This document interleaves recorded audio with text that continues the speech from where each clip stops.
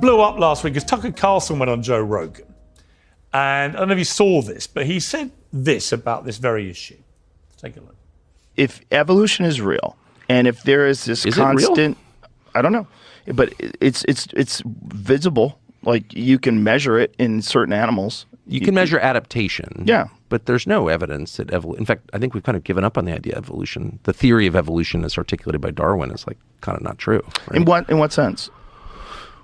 Well, in the most basic sense, the idea that, all life emerged from a single cell organism and over time, and there would be a fossil record of that, and there's not.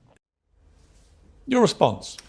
Well, I don't know what Tucker knows about all this, but probably not as qualified as you. But he likes to. It would start with something that happened here in London a few years ago, 2016. A major conference convened by the Royal Society, arguably the world's most august and prestigious scientific body, was convened by a group of evolutionary biologists who are dissatisfied with the standard neo-Darwinian theory of evolution.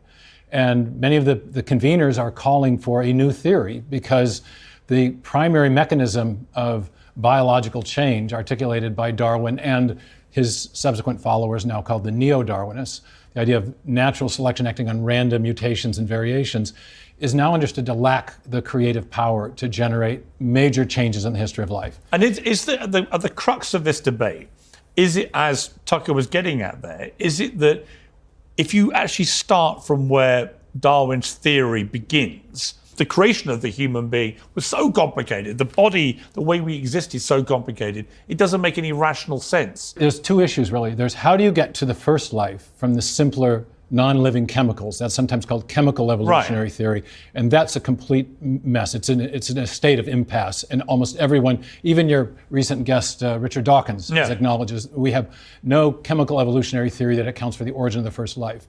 And many people don't know that Darwin didn't attempt to explain the origin of the first life. Rather, he presumed one or very few simple organisms, which we now know were not simple, and then proposed a mechanism by which you could generate all the new forms of life we see on the planet today. But even that now is being challenged because the main mechanism of evolutionary change does a nice job of explaining small-scale variation. What Tucker was referring to, I think, is adaptation. This would be examples like Darwin's finches, where the beaks get a little bigger, a little smaller in response to varying weather patterns. But it does a very poor job of explaining the major innovations in the history of life, such as the origin of birds or mammals or animals in the first place. And there in the fossil record, we do see very abrupt, many instances of very abrupt appearance without the transitional intermediates that you'd expect on the basis of the Darwinian picture of the tree of life. So is your belief that the Darwin theory actually fails then? I think it does fail. I think it captures an element of the truth. There's the small-scale microevolutionary variation is certainly a real process, and no one disputes that. Natural selection is a real process, but what's at issue now is the degree to which it has genuine creative power. And I think at this 2016 conference, the opening talk was given by a prominent Austrian evolutionary biologist, not an American talk show host, and he enumerated 5 major explanatory deficits of neo-Darwinism, many of them surrounding this problem that the mechanism lacks the generative or creative power necessary to account for the major innovations in the history of life. Well, your best-selling book, new book, Return of the God Hypothesis, you argue there are 3 big scientific discoveries that point to the existence of God. I want to go through these. One, the Big Bang Theory. So why would that lend support to a theory of a God? Or God? Well, right. Maybe just a little framing before I dive into the evidence. Professor Dawkins at Oxford has said that the universe has precisely the properties that we should expect if at bottom there is no purpose, no design, nothing but blind, pitiless indifference. And though I'm on the opposite side of this science v. God issue with the good professor, I think he does a marvelous job of framing key issues. And this is one of those great framing quotations. Because what he's saying is that whether we think of it as a scientific question or a philosophical question or both, if we have a hypothesis about reality, the way we test that is by looking at the world around us and seeing if what we see comports with what we would expect to see if our hypothesis were true. And his hypothesis is that of blind, pitiless indifference, which is a shorthand way of saying that everything came about by strictly undirected material processes. And what the materialists expected coming into the early 20th century was evidence of an eternal self-existent universe, one that had been here for an infinitely long time and therefore did not need an external creator. What in fact the astrophysicists, the cosmologists, the astronomers found was evidence of a universe that had a definite beginning, and therefore one that could not have created itself, because before the matter of the universe came into existence, there was no matter there to do the causing. And so the picture of the universe that has emerged starting from the 1920s all the way to the present, both from observational astronomy and from theoretical physics, is a universe that had a definite beginning and therefore requires some sort of external creator or cause. Dawkins is obviously one of the world's most famous atheists. Are you a believer in God yourself? I do believe in God, yes. Okay, so let's play a clip from Dawkins on this show. So why is it not possible that there is a superior being, power, which many people believe in different ways? It's possible there are fairies at the bottom of the garden. I mean, all sorts of things are possible.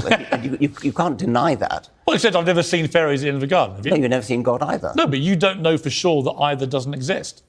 No, I don't know that fairies don't exist. Fairies may be leprechauns, for all I know. You know, my big question for all atheists, is, okay, you don't believe in God, but what was there before the Big Bang, before this all started? In other words, what was there before supposedly nothing? What is nothing? Question. Nothing to me seems to be a totally incongruous word. What is nothingness? And if you can't explain it, to me, and I believe in God, but to me, it suggests there must be a power bigger than the human mind at the start of all this that was able to comprehend what may have happened, because we can't.